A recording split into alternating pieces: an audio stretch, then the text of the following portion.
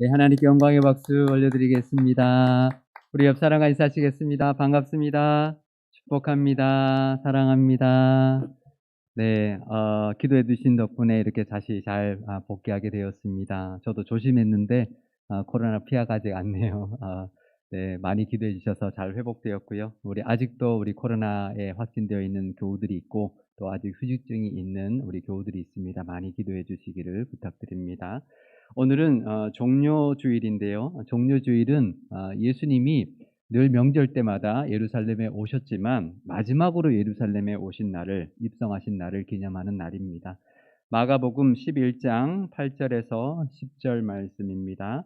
많은 사람들은 자기들의 겉옷을, 또 다른 이들은 들에서 벤 나뭇가지를 길에 펴며 앞에서 가고 뒤에서 따르는 자들이 소리 지르되 호산나 찬송하리로다, 주의 이름으로 오시는 이여 찬송하리로다, 오늘 우리 조상 다윗의 나라여 가장 높은 곳에서 호산나 하더라. 아멘. 이때 유월절 명절이었습니다. 그래서 명절을 절기를 지키기 위하여 예루살렘에 와 있던 많은 사람들이 있었는데 예수님이 오는 것을 보면서 환호했습니다. 그러니까 그 모습을 보면 자신들의 겉옷을 벗어서 길에 펴고 종려나무 가지를 꺾어서 길에 깔면서 예수님의 앞에도 가고 뒤에도 가면서 따르면서 예수님을 향해서 이렇게 소리치며 환호했는데요. 마가복음에는 호산나 찬송하리로다, 주의 이름으로 오시는 이여 찬송하리로다, 오늘 우리 조상 다윗의 나라여 가장 높은 곳에서 호산나라고 외쳤는데요. 이 모습을 요한복음에서는 이렇게 표현하고 있습니다. 호산나 찬송하리로다, 주의 이름으로 오시는 이 곧 이스라엘의 왕이시여, 이렇게 외쳤다고 하는데요. 오늘 이 종료주일 예배 가운데 이 땅에 왕으로 오신 우리 예수님을 찬양하고 높여드리는 모습이 우리들에게도 있어야 할 것입니다. 우리 종료주일 예수님이 십자가의 길을 걸어가시기 위하여 예루살렘에 입성하신 그 날을 우리가 기념하고 감사하고 찬양하는 우리의 모습이 있으시기를 바랍니다. 그런데요, 이때 이스라엘 백성들이 환호했던 것은 그 당시 이스라엘 백성들이 생각하고 기다리고 있었던 메시아 관 때문이었습니다. 마가복음과 요한복음 아까 제가 소개해 드렸는데요. 마가복음에서는 다윗의 나라여라고 소리쳤고 요한복음에서는 이스라엘의 왕이여라고 소리를 쳤다고 되어 있습니다. 그러니까 그 당시 이스라엘 백성들은 다윗 왕 같은 왕이 나타나서 이 로마의 압제에서 자신들을 해방시켜 줄 것이고 또 다윗의 나라 같은 강한 나라를 만들어서 우리들을 다시 강한 나라의 백성으로 삼아 줄 것이다, 그렇게 생각했기 때문이었습니다. 예수님을 그런 왕으로 환호했던 것이죠. 하지만 그날의 예수님의 모습을 보면 그들이 기대했던 것과는 전혀 다른 모습을 하고 계셨습니다. 오늘 이 주일 우리도 왕으로 오신 예수님을 환호하고 찬양하는 날이 되어야 하는 것은 맞습니다. 하지만 그 당시 이 이스라엘 백성들의 마음으로 해서는 안 될 것입니다. 그러면 우리는 어떤 마음으로 이 종려주일에 예수님을 환호하고 찬양해야 할까요? 오늘은 종려주일 그날 예수님의 그 모습을 통하여 진정으로 우리가 환호해야 되는 그 이유를 깨닫고 그 은혜를 찬양하는 시간 되시기를 바랍니다. 군중들의 그런 모습과 그날의 예수님의 모습은 전혀 어울리지가 않았습니다. 보통 그렇게 사람들이 환호할 때 환호받는 사람은 어떻게 행동해야 할까요? 사람들이 지금 막그 동료나무 가지를 흔들면서 막 환호를 하고 있으면 환호를 받는 사람이라면 어떻게 행동해야 할까요? 뭐 손을 흔들면서 뭐 환호하는 사람들에게 감사 표시를 할 수도 있고, 나사로도 왔구나, 뭐 이렇게 할 수도 있고요. 또 어떤 분들은 뭐 조금 그걸 또 과하게 표현한다면 두 손을 흔들면서 막 이렇게 그 환호를 만끽할 수도 있었을 겁니다. 그런데 그 환호하는 사람들을 향한 예수님의 모습이 어땠나요? 그런 반응이 전혀 없습니다. 그냥 묵묵히 어린 나귀를 타고 예루살렘을 향해 가는 것뿐이었습니다. 만약에 예수님이 그런 백성들의 환호에 호응하면서 예루살렘에 입성하려고 하셨다면 나귀보다는 말을 타고 들어가는 것이 더 어울렸을 겁니다. 그러니 나귀를 타고 들어가셨다라는 그 자체만으로도 이미 그런 환호를 받기 위해서가 아니라 그런 환호에 반응하려고 하는 마음 자체가 없었던 것이죠. 우리가 잘 아는 것처럼 예수님이 나귀를 타셨던 이유는 바로 스가랴서에 예언된 그 예언을 이루기 위해서였는데요. 스가랴 9장 9절 말씀입니다. 시온에 따라 크게 기뻐할지어다. 예루살렘에 따라 즐거이 부를지어다. 보라, 내 왕이 내게 임하시나니 그는 공의로우시며 구원을 베푸시며 겸손하여서 나귀를 타시나니 나귀의 작은 것 곧 나귀 새끼니라. 아멘. 예수님이 이 스가랴서의 그 예언대로 왕으로 이 땅에 오셨지만 군림하는 왕이 아니라 겸손의 왕으로 오셨기 때문이었습니다. 어른이, 성인이 말 대신에 나귀를 타고 오는 것만으로도 겸손한 모습이 아닐 수가 없는데요. 그런데 이 장면을 마태복음에서 우리가 자세히 살펴보면 그때 어미 나귀와 아기 나귀가 함께 있었습니다. 그런데 예수님은 어미 나귀를 타지 않고 새끼 나귀를 타셨다라는 것을 알 수가 있습니다. 마태복음 21장 2절과 6절, 7절 말씀입니다. 이르시되 너희는 맞은편 마을로 가라. 그리하면 곧 매인 나귀와 나귀 새끼가 함께 있는 것을 보리니 풀어 내게로 끌고 오라. 제자들이 가서 예수께서 명하신 대로 하여 나귀와 나귀 새끼를 끌고 와서 자기들의 겉옷을 그 위에 얹음에 예수께서 그 위에 타시니. 그러니까 제자들이 어미 나귀와 새끼 나귀를 함께 끌고 왔는데 상식적으로 그렇다면 어느 나귀를 타야 할까요? 어미 나귀가 있고 아기 나귀가 있는데 당연히 어미 나귀를 타야 할 것입니다. 어떻게 보면 어미 나귀를 두고 그것도 같이 같은 행렬에 가고 있는 그 상황에서 어미 나귀를 타지 않고 어린 나귀를 예수님이 타셨다면 사람들이 그랬을 겁니다. 예수님이 왜 저러시지? 볼품도 없지만 어미 나귀보다 아기 나귀를 타는 것이 더 볼품도 없지만 아이도 아니고 어른이 어린 나귀를 탄다는 것은 아직도 아무도 타보지 않은 어린 나귀였기 때문에 어쩌면 사람이 탈 수 있을까? 어른이 타도 될까? 타고 가다가 이 어린 나귀가 쓰러지면 어떡하지? 할 정도로 애처롭기까지 한 그런 어린 나귀를 타셨다라는 것이죠. 그러니 이것은 단순히 예언을 성취해야 하는 그런 사명감 이상의 이유가 있었던 것입니다. 겸손의 모습을 어쩌면 환호받기에는 너무나 초라한 듯한 모습을 백성들에게 보여주시기 위함이었던 것입니다. 왜냐하면 예수님은 예루살렘에 입성하실 때 백성들의 환호를 받는 것이 목적이 아니었습니다. 예수님에게는 그것이 전혀 계산이 없었습니다. 겸손으로 왕으로 오시는 그 모습, 그래야만 하는 예수님의 모습을 사람들에게 보여주려고 했던 것이죠. 우리가 찬양해야 되는 종려주일의 예수님의 모습은 바로 이런 모습입니다. 구름 타고 오셔도 되죠. 수많은 천사들의 호의를 받으며 오셔도 충분하신 예수님이지만 그러지 않고 철저히 겸손한 왕의 모습, 어린 나귀를 타고 오셨던 그 예수님의 겸손의 모습을 우리가 찬양해야 하는 것입니다. 사람들은 화려하고 멋있는 모습을 환호하고 좋아합니다. 왜 그럴까요? 자신들의 그런 열망을 투영하고 있기 때문이죠. 우리는 이 종려주일에 이 땅에 왕으로 오셨지만 우리가 바라는 그런 위대하고 강한 모습의 왕이 아니라 지극히 겸손한 모습으로 오셨던 예수님을 더 기뻐하고 환호할 수 있어야 할 것입니다. 그리고 우리도 높아지려 하기보다는 낮아지고 겸손해지는 그 모습을 그런 모습을 이 종려주일에 예수님의 모습을 통하여 배우고 따를 수 있어야 할 것입니다. 그런데요, 사실 여기까지는 우리가 늘 종려주일 때마다 듣던 말씀이죠. 그런데 더 이해할 수 없는 예수님의 모습이 오늘 본문 말씀에 발견되는데요. 누가복음 19장 41절 말씀입니다. 가까이 오사 성을 보시고 우시며. 그러니까 예수님이 성을 보고 우셨는데 이 무슨 성인가요? 예루살렘 성이죠. 왜 갑자기 예수님이 예루살렘 성을 보고 우셨을까요? 한번 상상해 보십시오. 아직 그 행렬이 끝이 난 게 아닙니다. 예루살렘으로 가는 그 과정에서 사람들이 종려나무 가지를 흔들면서 환호하면서 호산나 찬양하리로다 다윗의 나라여 이스라엘의 왕이여라고 예수님을 막 환호하고 있는데 예수님이 갑자기 우셨던 거예요. 사람들이 어땠을까? 이 분위기 어떻게 할 거예요? 그죠?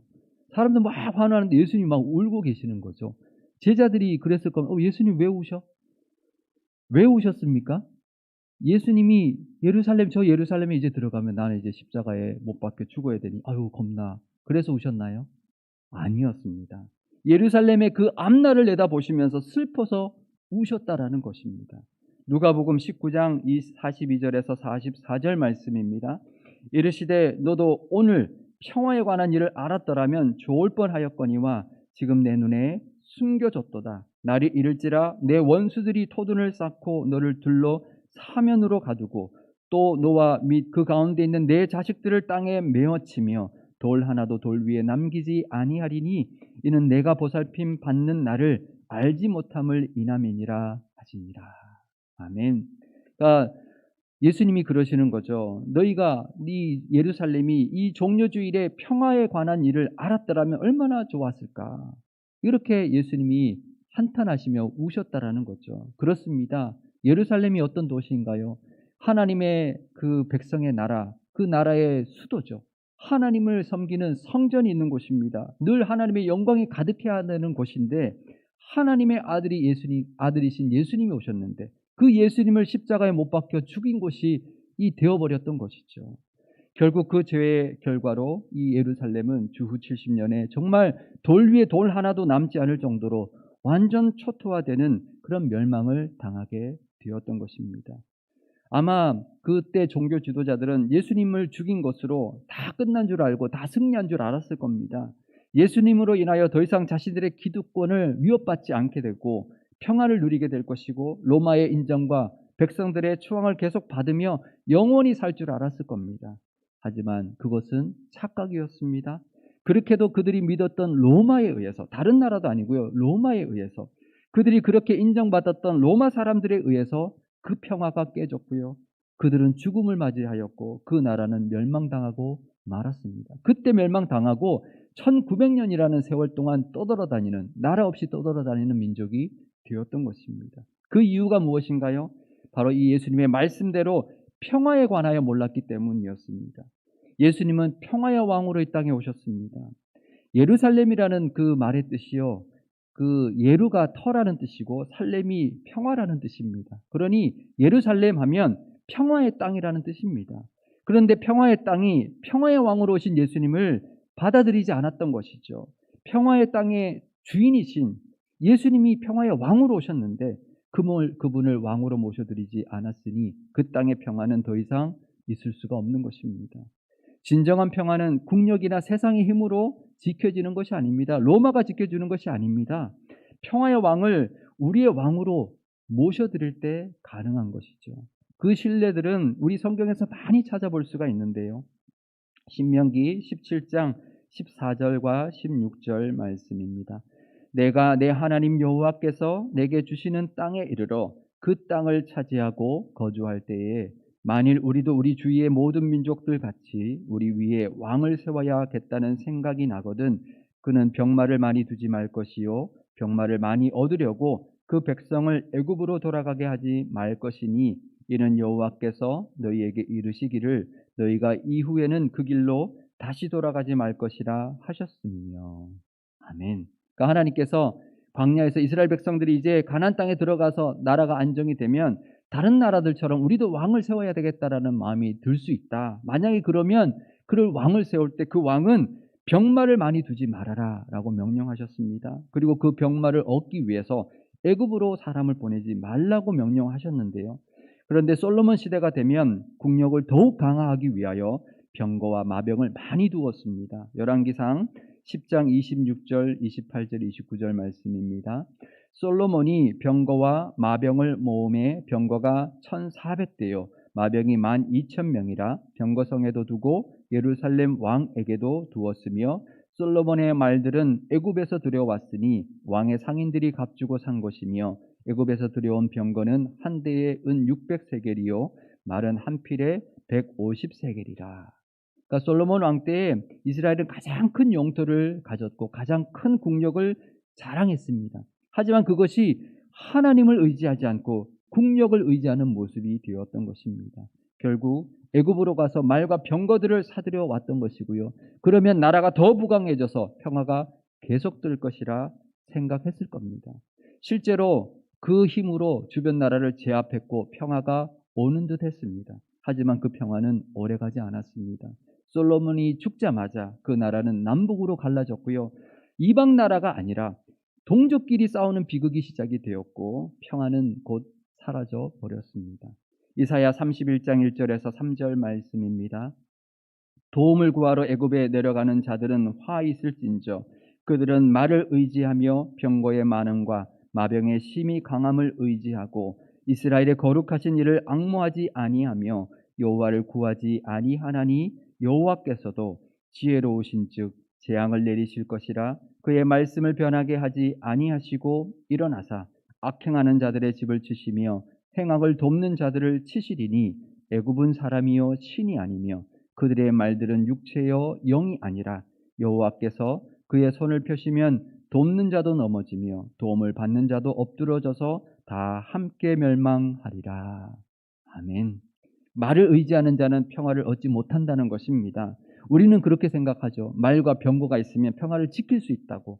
아닙니다. 우리가 평화를 누리는 길은 평화의 왕이신 예수님을 모셔드리는 것밖에 없습니다. 우리도 평화를 누리고 평화를 얻고 싶다면 돈을 많이 벌고 좋은 직장 다니는 것이 아닙니다. 평화의 왕이신 예수님을 우리의 가정의 주인으로 모시고 우리의 삶의 왕으로 모셔드려야 하는 것입니다. 그것이 평화를 누리는 길이요 평강의 복을 누리는 길입니다. 오늘 종료주일 우리에게 참 평화를 주시기 위하여 이 땅에 오신 예수님을 환호하는 날 되실 수 있기를 바랍니다. 그리고 예수님처럼 참 평화에 대해서 그것이 필요하지만 그 참 평화에 관하여 모르고 있는 이 세대를 향하여 애통해 할 수 있기를 바랍니다. 예수님을 우리의 왕으로 우리의 평화의 왕으로 모셔드림으로 가정과 하는 모든 일에 하나님의 능력과 은혜가 또 평안이 늘 가득하시기를 축원드립니다. 예수님이 예루살렘에 입성하시고 가장 먼저 어디로 가셨을까요? 예수님이 입성하셨습니다. 그날이 종료주일인데 입성하시고는 어디로 가셨을까요? 마가복음 11장 11절 말씀입니다. 예수께서 예루살렘에 이르러 성전에 들어가사 모든 것을 둘러보시고 때가 이미 저물매 12제자를 데리시고 베다니에 나아가시니라.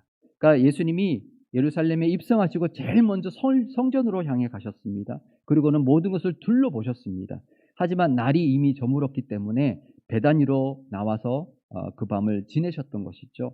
그러니까 예루살렘에 좀 늦은 시간에 도착하신 것 같습니다. 그래서 그 다음날 아침, 월요일 아침이죠. 가서 성전에 가서 성전을 정화하셨습니다. 누가복음 19장 45절에서 46절 말씀인데요. 성전에 들어가사 장사하는 자들을 내쫓으시며 그들에게 이르시되 기록된 바 내 집은 기도하는 집이 되리라 하였거늘 너희는 강도의 소굴을 만들었도다 하시니라. 우리가 고난주간에 대해서 생각할 때요. 단순히 주일에 예수님이 예루살렘에 가셨고 월요일에 성전에 가셔서 성전을 정화하셨다라고만 단순히 생각합니다. 그런데 오늘 이 누가복음의 말씀을 보면 예수님이 주일 당일에 성전에 먼저 가셨습니다. 그리고 그 장사하는 모습을 다 보셨습니다. 하지만 그것을 좀 늦은 시간에 왔기 때문에 아마 일찍 왔으면 그날 바로 성전을 정화하셨을 겁니다. 하지만 늦게 도착하셨기 때문에 예수님은 다시 돌아가셨다가 그 다음날 아침 일찍 일어나셔서 성전으로 바로 가셔서 작정하신 듯이 성전에서 장사하는 상들을 엎으시고 다 내쫓으셨던 것이죠. 밤새 아마 생각하셨을 겁니다. 성전을 보시고 안타까운 마음으로 밤을 지내고 난 다음에 그 다음날 아침 일찍 성전을 정화하셨던 것이죠. 왜 그러셨나요? 성전에 예루살렘에 입성하셔서 가장 먼저 성전을 정하신 이유가 뭘까요? 성전이 강도들의 소굴이 되어 있었기 때문입니다. 기도하는 집이 되어야 하는데 기도하는 집으로 되돌리고 싶으셨던 것이죠. 헤롯 성전에는요 뜰이 몇 개가 있었습니다. 근데 가장 마지막에 있는 제일 바깥 뜰이 이방인의 뜰인데요. 거기에는 온갖 재물들을 파는 장사판이 벌어져 있었습니다. 6월절 대목이었으니까 상인들은 성전 밖에보다 몇 배의 비싼 가격으로 양과 비둘기 같은 재물을 그곳에서 팔아서 많은 수익을 남겼고요. 성전세를 내기 위한 환전도 거기에서만 할 수 있었습니다. 그러니 성전 안에서 팔 수 있도록 허락받은 상인들에게는 아주 큰 특혜와 그런 수익이 주어졌고요. 그 특혜를 주는 대가로 대제사장 가문이었던 안나스 집안이 모두 그 모든 그 이득을 독차지했던 것입니다. 그러니 강도의 소굴이 맞죠. 이 정도의 폭리와 특혜면 선한 백성들을 대상으로 정말 가난하고 선한 백성들을 대상으로 강도같이 착취하는 모습이 아닐 수가 없었던 것입니다. 그래서 예수님이 성전을 정화했는데요. 거기서 끝이 아니었습니다. 누가복음에 보면 그 뒤에 예수님이 하신 모습을 또 볼 수가 있는데요. 누가복음 19장 47절과 48절 말씀입니다.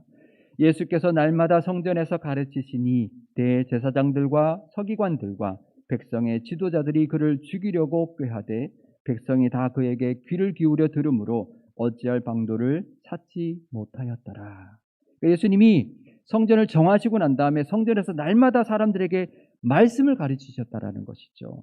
그러니까 성전이 기도하는 집일 뿐만 아니라 말씀을 가르치는 곳으로 다시 회복시키셨던 것입니다. 신앙이, 우리의 신앙도 마찬가지입니다. 우리의 신앙이 어떤 이득을 얻기 위한 신앙이 되어서는 안 됩니다. 신앙은 하나님께 기도하고 하나님의 말씀을 듣는 것, 우리를 구원하시고 우리를 만드시고 우리를 선한 길로 늘 이끌어 주시는 그 하나님의 은혜를 누리는 것이 신앙입니다. 그럴 때 하나님으로부터 은혜를 받고 또 필요한 것도 공급받게 되는 것이죠. 하지만 신앙을 통해서 우리가 잘 살고 싶어하고 신앙을 통해서 일이 잘 되기만을 바라서는 안 되는 것입니다. 그것은 주객이 전도된 것이죠. 신앙을 통해서 하나님의 은혜를 누려야 되는데 잘 되기 위하여 하나님을 믿고 우리의 이득을 위하여 신앙을 해서는 안 된다라는 것입니다. 우리도 이 종료주일에 성전인 우리의 몸과 우리의 영혼을 깨끗하게 해야 합니다. 예수님은 그때나 지금이나 성전인 우리도 깨끗게 되기를 원하고 계십니다. 우리 속에 욕심을 몰아내고 우리에게도 기도하는 모습, 말씀을 듣는 모습으로 가득할 때 우리에게 참 신앙의 은혜가 임하게 될 것이고 그것을 예수님은 원하고 계실 것입니다. 그럴 때 우리에게도 이 종료주일의 은혜와 복을 우리가 넘치게 받게 될 것입니다. 이 종료주일에 예루살렘에 입성하셨던 그 예수님을 기뻐하고 찬양해야 합니다. 하지만 그 모습이 그 당시 이스라엘 백성들이 환호했던 그런 왕으로서가 아니라 겸손의 왕으로서, 평화의 왕으로서, 우리에게 참 신앙을 주시기 위한 왕으로서 모셔드리며 그 예수님의 모습에 환호하고 찬양하는 이 예배의 시간이 되어야 할 것입니다. 그럴 때 이 종료주일을 통하여 우리에게 주시고자 하는 하나님의 은혜가 임하게 될 것이고 또 이 종료주일 그 예수님의 모습을 통하여 종료주일의 참 은혜를 우리가 깨닫고 누리며 또 더욱 잘 준비된 부활절을 맞이하여 부활의 기쁨도 더욱 충만하게 될 것입니다. 그 은혜가 가득하게 받아 넘치는 그런 우리 상일교회와 상일교회의 모든 성도님들이 다 되실 수 있기를 주님의 이름으로 축원드립니다.